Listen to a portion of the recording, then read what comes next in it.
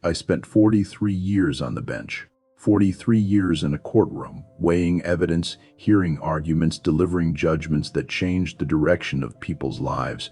And in 43 years of practicing law and sitting in judgment, I became very familiar with something that most people are not taught to examine. I became familiar with the question of jurisdiction.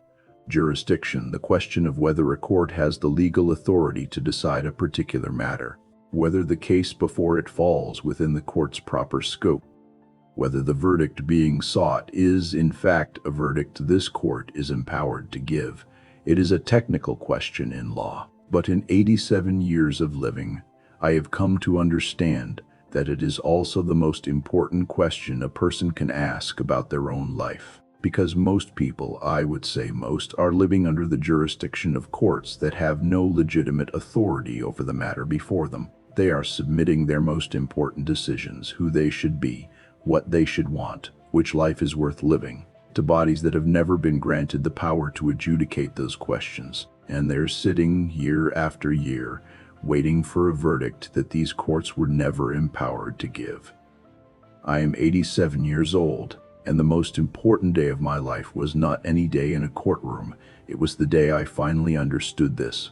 The day I looked at the collection of judges I had assembled over a lifetime, the disapproving father, the skeptical colleagues, the culture's rolling verdict on what a man of my background was and was not allowed to become, and I asked for the first time a simple question. By what authority?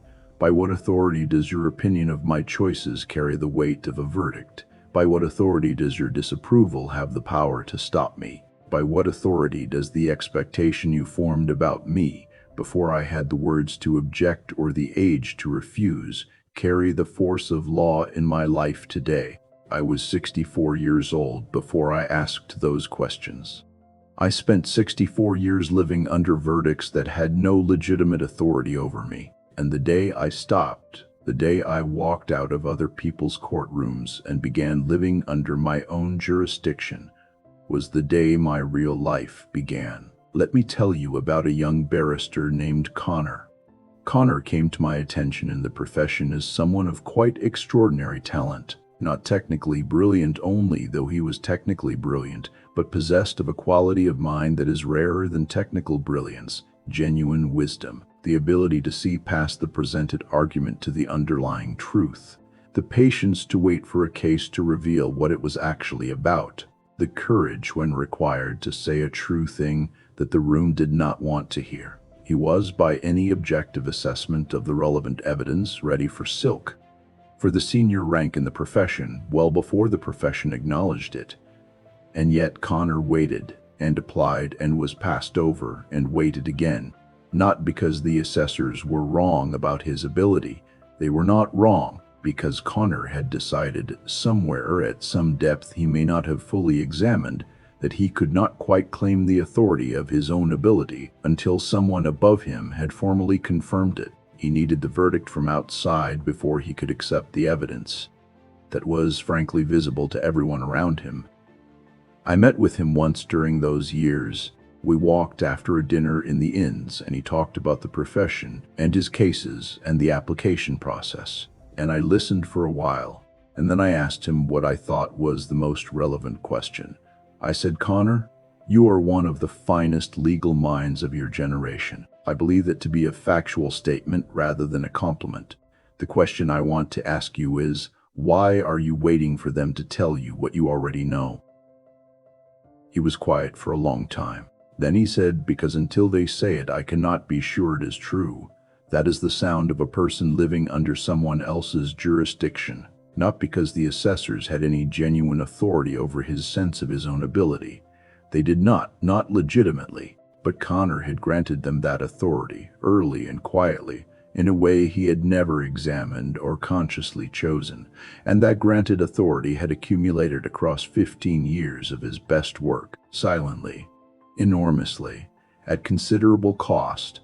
Conor eventually took silk, but the more important thing that happened was a conversation he had with himself in the years after. He told me later that what he had understood, finally, was that the real problem was never the assessor's timetable. The real problem was that he had been living under a jurisdictional error, submitting the verdict on his own worth to a court that had no legitimate authority to give it. 3 things from 87 years of living and 43 years in a courtroom. First, audit the court. When you feel the need for approval, for permission, for a verdict from outside on whether you are allowed to be who you are, stop before you seek it. And ask one question first. Who is this court? What is their actual authority here? Not their social authority, their status, their position, their relationship to you. Their actual authority over this specific question. Does your father's opinion of your career choice carry legitimate judicial weight over the decision of a 40-year-old adult? Does the culture's expectation of what someone of your background does carry the force of law over the specific irreplaceable person you happen to be? Does the disapproval of a colleague with their own uncertainties, their own unlived life, their own inherited verdicts they have never examined, carry the weight you have been giving it? In most cases, when you audit the court properly, you discover it has no jurisdiction. It is operating outside its remit. The verdict it has been delivering was never within its legitimate power to give.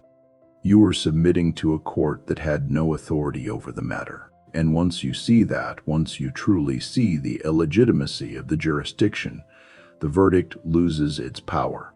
Not immediately. These things are not immediate, but progressively, as the examined thing loses the grip that the unexamined thing had. Second, grant yourself the jurisdiction. This is the harder step, because most people, when they finally see that the court they have been submitting to has no authority, do not then claim the authority for themselves. They go looking for another external court, a better one. They swap one set of judges for another rather than doing the harder thing, which is to recognize that the authority over their own life was never meant to reside in any external court at all. The jurisdiction over your own life belongs to you. Not because you are infallible or because self-determination produces perfect outcomes, it does not. You will make mistakes.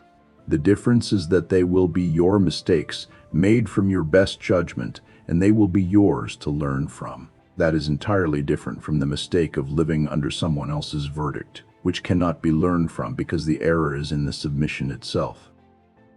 Claim the authority, the verdict on who you are allowed to be, what you are allowed to want, which version of your life you are allowed to pursue. That verdict is yours to give. It was always yours. No one else ever had the legitimate jurisdiction. Third, live under your own verdict. This is not a one-time decision. It is a daily practice. Because the courts you have been submitting to for years do not simply close when you withdraw your submission. They continue to operate. They continue to issue verdicts. The difference is that you have stopped attending the hearings.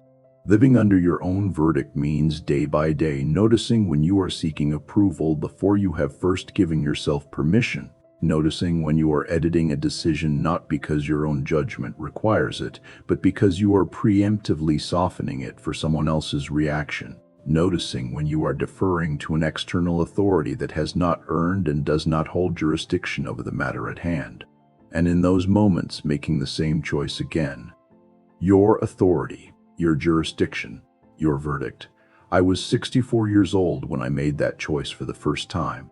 I am 87 now, 23 years of living under my own jurisdiction, and I can tell you from the inside, it is not comfortable in the way that approval seeking is comfortable. Approval seeking outsources the judgment. Someone else decides. If it goes wrong, the error belongs to their verdict, not your choice. Living under your own authority is less comfortable and more alive. It requires you to own the verdict completely. The rightness of it when you got it right, the error of it when you got it wrong. It requires a relationship with your own judgment that cannot be borrowed or delegated. But the life it produces, the specific quality of aliveness that comes from a person who has stopped waiting for permission and begun living from the authority that was always theirs, that is not available any other way. I spent 64 years in other people's courtrooms. The 23 years since have been my own. I will take the 23. Stop waiting for the permission. It was never anyone else's to give. The authority you were looking for was always already yours. Step into it today, without waiting for a verdict from any court that has no jurisdiction over who you are allowed to be. The bench is yours. It always was. Sit in it.